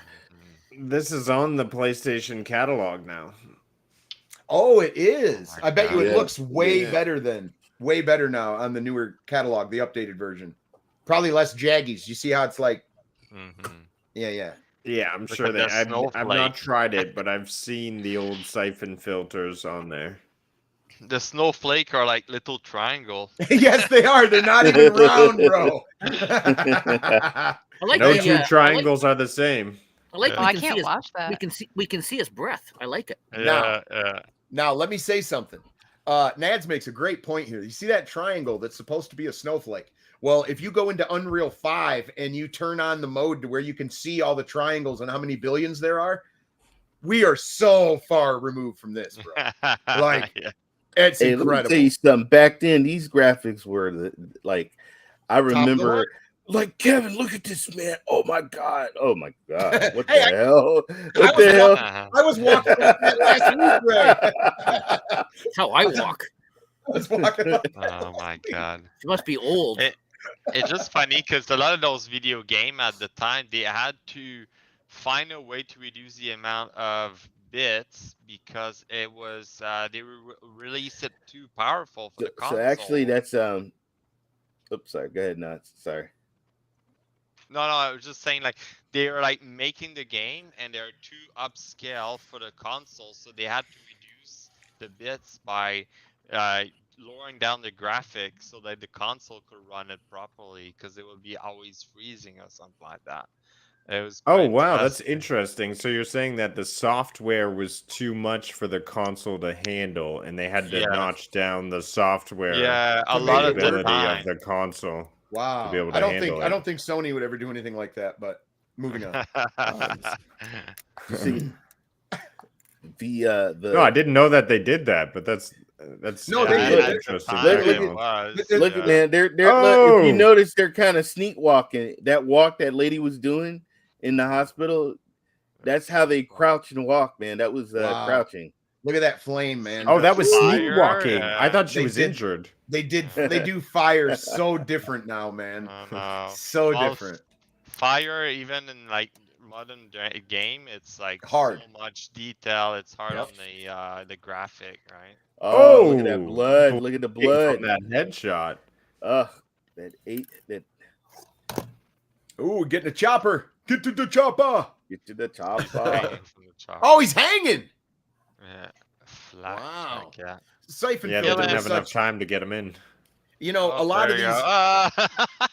A lot of these games are looked at with rose-colored glasses because a lot of the game design is outdated and it's not going to be as fun playing it. But the first time you played it, Mhm. it was a whole thing and a great experience.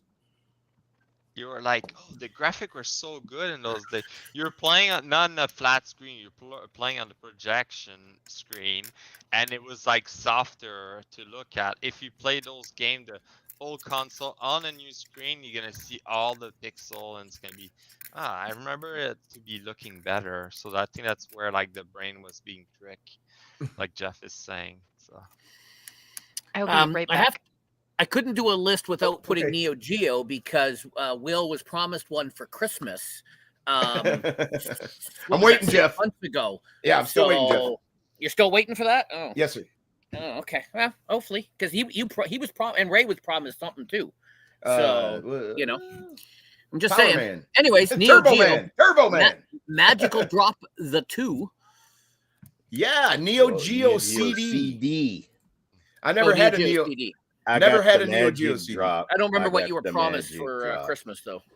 But look, now this is Neo Geo, but it's a very simple game. It is very much like Dr. Mario and all the other type of pop and balloon games and stuff. So this isn't a good representation of what the Neo Geo or the Neo Geo CD was capable of. But I don't know, man. There's a time and a place for games like this. I've had a lot of fun with them before. My folks are into games like this. Dr. Mario, what was it? Dr. Mario. Boo. Yeah, sorry. I got that in my head, bro. Always and forever. This reminds me of Booble Bubble. Those Yeah. two Bubble Bobble. dinosaurs. Bubble Bobble. What are you talking Bubble about? Booble Bobble. I don't remember it. Reaver, you shouldn't trust Asus anymore. Just saying. Sorry. But yeah, I think the Neo Geo CD, as Retro Rob said, was a huge failure. But I really wish that when I was younger in the 90s that I could have afforded a Neo Geo, or my dad found one at a yard sale. I would have loved that. The cartridges, if you don't know, like a Super Nintendo cartridge was like this big, you know what I mean, or whatever. Well, like Neo Geos were like that big. Like they were like big, chunky boys. It was like There. the NES cartridges. Yes. Very big. Now I was a Woohoo! huge fan of Ken Griffey. Nintendo baseball. Yep. And then, of course, everyone knows, his son. I remember seeing pictures and stuff of Junior when he was little with, when his dad was playing. And then, of course, he became a bigger star than his dad. And of course, he had, Well, believe it or not, the when it comes to sports games, I didn't play them very much. But when it came to like the PS2 and above, I always looked at their baseball games to see how far the technology came for human models and the textures of like the field and stuff. Like I really paid attention to how far they were coming at the time. hey, better, swing batter. What a whiffer! Hey, King Griffey Jr. baseball on the 64 was awesome. It was. Retro Rob says the Nintendo Geo carts were so big because they were actual arcade boards. Yes. Neo Geo was one of the only things that you could get up in the morning for school, play a Neo Geo game, get out your memory card, save your place, and on the way to school, if there was an arcade and they had the game, you could stop and play right off your memory card. An amazing tech for back in the day. Well, look, there's Vladimir Guerrero Sr. Wow. Rudiggz, you probably are familiar with his son. The Montreal. I do not follow baseball. Okay. Yeah, sorry. Man, that was I thought Sorry, that outfielder was about to... Sorry, Nads, to bring this up. Hey, Ray. No, it's all right. Ray, did you see that guy, that outfielder catch the ball? I thought he was about to sea walk, dude. He did, bro. That was a cool animation. You guys know I'm playing through the Road to the Show on MLB 23. Today was episode 52 of it. The things that the game does, the animations that fire, just blow me. Every episode blows me away. The way that they do something, they program the animations. There's other sports games that can't even dream of that. And some of the stuff in that game is just man. That's what a sports game should be. No offense, Ray. Whatever, dude.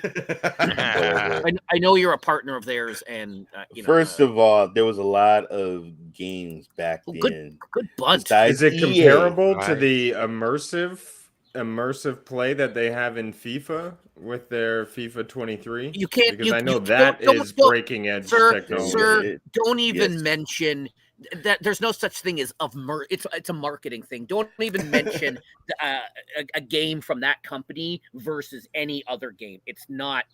There's no such thing as immersive. Sorry, Ray. Again, I apologize. The AI immersive Keep talking. interactions. Yeah. Can you explain what that is? What is? It's the random generation of AI animations based on your play and just it's random marketing speak that this company made up. It's not real. Sorry, you fell for their marketing. Sorry. Anyways, it is. It doesn't exist in baseball. I don't know if it doesn't. Go and play MLB, and you will be blown away by by the end. Or watch me play it sometime. But I've always looked at baseball games and basketball games though to look at character models and textures and to see how far they've come. Awesome. And some of them will blow you away, and then you'll go play like Madden, and it'll infuriate you. any EA game, EA game. Yeah. Thief, Deadly Shadows for Windows. Oh, yes. Yeah, man. This is an epic game. Go ahead, Nads. Tell us about your experience with this. I think later on it came out on the 360 or something like that. I and played it's it on like 360 you're like sneaking around and try to break into places, and you had like different mission, you had steal item, and it was all about not being seen, because I remember there's like guard walking around and you just sneak past them. You didn't want to kill them or anything like that. Or you had that mallet, you can go behind them and knock them down or something like that. Yeah. Well, you could you had to get around them somehow. You could kill them, but it like penalized you for doing so. Yeah. Exactly. Yeah. Dishonored was really similar too, where you try to go through without killing people just by knocking them out or sneaking around them and stuff like that. Yeah, but this was one of those games where it was kind of open-ended for the player to figure out how they were going to gain access to the building, what they were going to do when they got in there. Were they going to kill people? Were they not? They're usually going for one item specifically. You know what I mean? He's a thief. But the story was kind of cool. I really did. This was one of those games that showed me how far PC was ahead of consoles, because I started playing this on console. And then I started playing it on PC, and it was like night and day. But yeah, the variety of the gameplay of Thief was amazing. There you go. He's gonna knock him down. Love Thief. I liked it on 360. It felt like you killed the guy. You just knock him, you just collapse. Miz Tracey, do you know what Rob's talking about and how people could find that later? I don't. Okay. But I do know Rob's channel on Facebook probably has the information. Right on. Because, yeah, that's awesome, Rob. He says, everyone, great show. Nads and Ruth, thanks for holding it down in the great white north. I got an early dinner and will be on Game Closet channel tonight at 7:30 Eastern, talking all things Pulp Fiction. That's an amazing show. That's an amazing series. Thank you, Retro Rob. All right. But, yeah, Thief was awesome, man. And it gave you freedom to play how you wanted. Most like a lot of the Ubisoft games do now, or sort of do. May 27th, 2003, Hulk. Lou Ferrigno is my Hulk. You trying to Hulk a loogie? Yeah, that sounded like that sounded pretty. Trying to. He's got remember phlegm. this He's got game. phlegm. He's just got a little phlegm. Trying to roll my H. This Lou Ferrigno. game- is I remember. my Hulk. I remember this Hulk? game. I was so pissed Yeah. off. I bought this game. I was Dude. so pissed off. Oh my god, me too. Oh, I rented it. You want to be, But I well, you want to be the Hulk, and you want to feel strong, and you kind of don't. You kind of don't. Maybe Like I'm remembering the wrong Hulk game, but this one looks like it because it looks cell shaded, and that's the one I remember was cell shaded. God, I Yeah. remember this. Yeah, this game. Was, Yeah, the first level made fun of itself too. It was like, oh, 90% of games start with a tutorial, and this is the tutorial you're playing right now. And I remember that. I'm like, oh, do games start with a tutorial? I guess that makes sense. It's the first game that taught me that. or they used to. They used to. And now I don't have time for it. You know, I started Evil Dead and I couldn't get through it because I was like, let me just rush to the end. And it's like, no, read, pay attention, do what I told you. I couldn't do it. It's not my fault. I can't read. This is interesting though. Do you see the cell shaded animation? Like this come out during the time when what do you call it? Borderlands 2. The best game ever. And Borderlands, yeah, where cell shading really took off. There was a game called 13 as well that used the cell shading. I remember playing. Yes, That was a very hyped game, as a matter of fact. 13 was. It was a very hyped They came game. out with an additional one, a sequel to it recently. Yeah, I'm not sure if it actually came out and was any good. But I remember it though. 13. Yeah, it was a big hyped up event. I've played one of the Medal Honors. I didn't play this one on Retro Friday night. I played the You original. I mean, think, which one? Medal Which of one Honor. did you play? Didn't I? What was the We're one I on, played? we're on But we're on Warlords. Oh, we're on Warlords. Warlords? Oh, I'm on Warlords. Oh, I Warlords. skipped ahead. I'm sorry. I'm sorry. Sorry. Warlords for the Xbox 360. Sorry, I skipped ahead. Let's see what this looks like. I've Very never small played on this my one either. I truly haven't. What is this? Try to get into some gameplay. It looks cute. Let's see what I kind of have no game it idea. actually Didn't is. we made those? I didn't have an Xbox 360, so Yeah, I didn't The either. tower defense? Yeah. That's what it looks like. It looks like. It does kind of look like that, doesn't it? Oh, look, look. So, Player. so you use that shield to bounce off the fireballs. It's Pong. It's like It's fun. what's a hippopotam that's like eating the marble? What's that game there? Marble Madness? Hungry Hippos. Yeah. Oh, Yeah, Hungry Hippos. Hippos. Hungry Hippos, Yeah, there yes, you go. yes. It made me think of that, but like instead you're just pushing the fire away or something. I remember that, man. Hungry Hippos. that was a fun little game.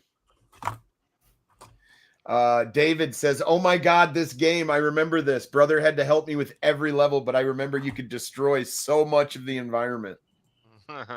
That's awesome. Yeah, I never seen this one, man. I probably didn't have the patience for a game like this when I was a kid. To be honest, I probably didn't. Medal of Honor. Oh yes. yeah, I can't Yeah, find what's it. that? I thought I what- played this game. What's that maybe one not. for, Ray? Well, this is Medal of Honor Frontline, but he's got it for the PlayStation 2. I have Medal of Honor Rising Sun for the PS2, and I got I have it somewhere here, but I do have Frontline, which was a freaking amazing game because it was D-Day when you're running on the beaches. I I remember. could have sworn I played this on a Retro Gaming Friday night, but I You- can't find it in the playlist. Oh my God, this game. He meant Hulk. Okay. Medal of Honor, holy crap, was amazing. It was, Yeah. man. It was It made amazing. you. It didn't make you feel like you were there at D-Day because, my God, nobody would want to actually experience that. But it did make you feel like you were like part of a unit that was trying to get stuff done, and it was done really well for the power they had available to them. A lot of people love Medal of Honor. You still had So to get many through of all the barbed wire. You had to get to those Yep. gunners up at the top of the hill. And I remember I would go all the way to one side and try and work my way up. Yep, just like this guy's doing. Trying to take out the machine gunners, because that is what was so detrimental during D-Day. They lit up those nests, man. And Yeah, I think I played it on the game. Did I play it on the GameCube, Ray? Maybe it was a GameCube game I played. I think it was yeah. a GameCube. You did it on the GameCube. Version. You did it on the GameCube. And this was an all-out multiplayer warfare. One It of the was first multiplayer. ones. Yeah, some of the front lines were some of the first ones that had a multiplayer mode. It was a lot of fun. A lot of fun, man. A lot of history there. Mhm. This one, I don't know where you got this one. Surf's Up. I thought I when I put this together, I thought I was going to be sitting in the podcast corner and had all my PSPs handy. I forgot to pull this one out. Pretty sure I have this for the PSP for the kids. Surf's Up. Yeah, you never watched the Let's You never check watched this from a you never movie. watched the movie? Oh yeah. Nope. Never watched the movie Surf's Up? You guys don't have kids. You guys gotta. I've got nieces and nephews. I've certainly Yeah, seen I Surf's Up. remember that. Yeah. Pretty sure I've got this for the PlayStation with the PSP. Now, do I remember the plot? No, I may have blocked that out, but I was there for it. It has to do with different Surfing. kind of penguin. Surfing gives me PTSD. Does it? Does How I messed up my back and shoulder. Yeah, I was gonna say, does 1,000 Yikes. shoulders scream out in pain when you think of? Yeah. I feel I hardly ever put disturbance in the PlayStation, fall. PSP games and stuff on the list, so I thought, oh, you know what? I think I have this one. Yeah, When and I put the list together, I was planning on being in the podcast corner and not sitting outside. And I have to say, the PSP is retro now, and it is Yeah. a hell of a little device. You could It's not watch HDMI. movies, play games, play multiplayer. You could pirate it and use your own memory cards. It was amazing. It was I amazing. got a PSP 2, and then I was able to pirate it, but it came with God of War, and Alright. came with the movie. It was Alright. super Put bad, me I up think, for the the next movie. game, SPG. What's that now? When he tells you the next game, Yes. All right, May 31st, 2005, Advent Rising. You mentioned this, Ray. It's like, oh, Ray. so foreshadowing. put me up. So Yep. guys, when this game came out, you see that right there? Play and win $1 million. Because you could go online, there were certain icons you had to get, and if you collected the icons, you could win $1 million. Hey, Ray, I want to stop you right there for a second. Was this the same as the Pepsi Cola Jet? Come on, bro. Were they really giving $1 million away? On the box, get your lawyer right there. Get your lawyer. $1 million, folks. Get your lawyer. Right on the back. Race to Save Humanity. Only on Xbox Live. Download and find the hidden advertising icons to win $1 million. Oh, that's funny, bro. So, Wow. there you go. That's Wow. crazy marketing. Yeah. I don't even remember this game, Ray. I don't think I ever played it. You grabbed it when it was brand new? I did play it, and it kind of reminded me of a wannabe Perfect Dark. Yeah, it was. I mean, it wasn't a bad game. It was actually okay. It's kind of like a space, kind of like a Perfect Dark. The aliens are coming, and you got to take out the aliens. Right on. Hey, I see a Halo ring. Uh-oh. Yeah. That looked like a ring. Oh, I can see how you'd feel it was a little like Perfect Dark. You know what this actually looks like to me, though? The Nintendo 64 Mission Impossible game where you're running around as Ethan yes. Hawke. Oh yeah. Yes. Got Well, lights you for know what? days. Yep. Those are the vibes I'm getting from it anyway. Yeah. You got long leg too. Yeah, he that's does. insane. Yeah, he Got lights does. for Bro, let me days. tell- They all do. Now, Very I high wonder. pants. Hey, now wait a minute, though, guys. Wait a minute. This is looking so goofy because it's 4:3 stretched to 16:9.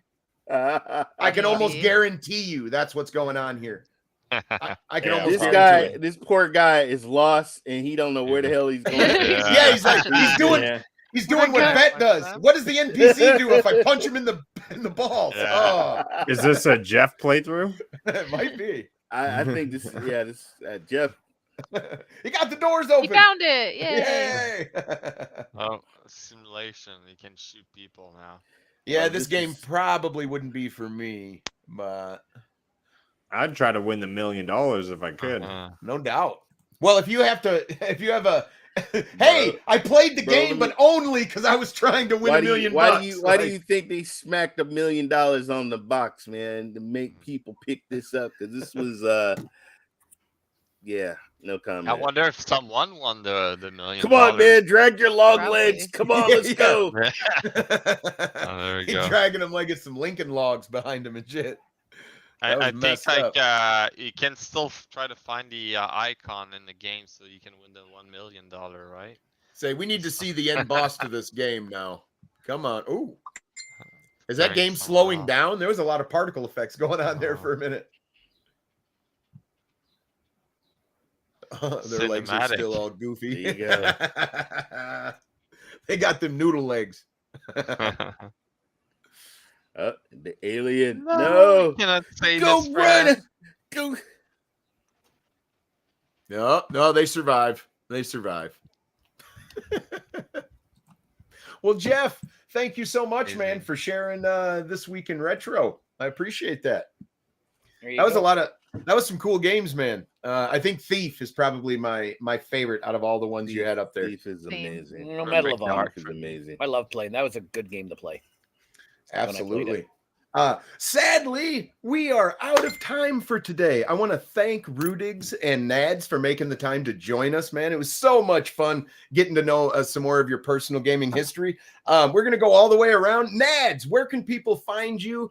And tell us what you're going to be up to. And everybody, keep in mind that all the stuff is pinned in the description. If you want to find Nads' channel or Rudiggz, or go visit him on Twitter or whatever, man, it's all down there. Have at it, Nads. Console So games. basically, Console you games. can, yeah, you can find us on the on our channel at Cloud and Console, and we on Sunday at 10 p.m. we're gonna have our podcast, and today we're gonna talk about Zelda because we've been playing a lot of Zelda. We're sold on Zelda. We love it. But usually you can find us playing some Destiny 2 also, and all kind of game on GeForce Now. So. Awesome, man. Well, thank you for joining us, man. It was a blast. Pleasure. Rudiggz, what are you going to be doing, man? Where can people find you? Yes, so the podcast that Nats and I both started because we met through Google Stadia, and we started talking about Stadia and it evolved into Cloud and Console. That is on every Sunday, 10 p.m. You can find the YouTube link in the description below. We love just sitting, chilling, talking about games, having a lot of fun. This week, like you said, we're going to be going into Zelda, having a lot of fun, just nerding out because both him and I have been playing so much Zelda. We're going to have some special guests come on as well who love Zelda. I believe we may see Purple. We may see Half Hung. A couple of people in the community that are just really loving Zelda. And then on top of that, Rudiggz, also in the channel description below. I'm gaming every weeknight at 10 p.m. Just on some awesome games that I find interesting at the time. Right now, I've been doing nothing but Zelda because it is the game right now. But yeah, you can find me there. Like, subscribe, all that good stuff. Absolutely, man. Thank you for joining us, Rudiggz. It was a lot of fun. Okay, real quick before moving on to Miz Tracey, Crow Resin, and I quote, states the $1 million contest canceled, unfortunately. Majesco is canceling the contest due to no technically feasible solution that would allow the contest to continue in a fair and secure manner. I threw that in the private. What a marketing BS. Yeah, what man. Marketing BS. You know how many people ran out and bought that game and was like, "Oh, I'm gonna get screwed. Damn, this game sucks." Yikes. Like, you never know. You never. Marketing Yikes. 101. Marketing 101. That's right. Miss Marketing Tracey, 101. where can people find you and where can people donate to the charity and all that wonderful stuff? You can find me on Twitch, twitch.tv or .tv/Miz Tracey. You can find more information on the charity during my streams by doing !stack in the chat. and we are raising funds for Stack Up this month. This Saturday, we're doing a big giveaway. Everybody that pitches in for funds gets a chance to win a metal flag made by Rye, and you've seen some of his metal art. He does some pretty good stuff. Yes. And also we're giving away either you can choose either a $100 gift card to a platform of your choice, or a OLED Nintendo Switch 2 that's being given away. We have Nice all kinds of stuff that we're prizes. giving away. But yeah, I play a lot of like survival horror. I'm also playing Zelda. I've got all kinds of games lined up this week. You can check me out in the Discord, which you can find on my Twitch page. Our Discord's pretty awesome if you guys want to join. We have a lot of fun chats, different games we talk about, cool pets and stuff like that. So Awesome. Oh. Ray, where are you going to be, man? Where can people find you? Tonight, Ray 3473. I am the gaming cyborg on Twitch TV. I will be doing some Rem Royal Reforge. Every time I get turned into a little chicken, I'll probably quack like a chicken or whatever, make a noise like a chicken and try and run away. So check that out cluck, tonight. dear. Cluck. Not What quack. did I say? What did I say? That's Quack. Okay. Quack, yeah. Cluck, cluck, cluck, More cluck. cluck Okay. for your buck. Thank you, Miz Tracey. And thank you, chat. Thank you, Rudiggz and Nads. You guys are awesome. And I love their show on Sundays, guys. Amazing. If you're not doing anything, you gotta check it out. Check it out. All right. Thanks, guys. Absolutely. And Jeff, what are you going to be up to, man? Where can people find you? Well, you guys all know how to find me. Let's see, what am I doing tomorrow? I think S3ep5. Wednesday, I'm not quite sure what we're doing Wednesday yet. We're gonna have to decide what the community's up to, and then Friday I'll be back doing some retro, and then Saturday mornings it's more coffee talk with Ryzak and I. So busy week. Wonderful, man. Been loving the seeing Ryzak come out of retirement. I'm glad you were able to drag him kicking and screaming back into content creation. That's what about wonderful. you, SPG? Oh, me? Well, I'm streaming still Monday, Wednesday, and Friday from 12 to 2. I've been missing some days, and everybody knows why, but I'm hanging in there. It was so wonderful to sit down with all of you guys today and catch up. I so much enjoy hanging out and just bullshitting with all you guys. And to the chat, thank you so much for participating in the chat, and for all of you guys that chatted us up today, man. You guys are absolutely fantastic. And we will see you next month. So, find a human and be good to them. Later. That's right. I'll be producing some content from the game swap that I'm going to next month, and the toy show tomorrow. Ray, you got a toy show, right? That you'll be doing some content for? I'm gonna try. Hey, that's not.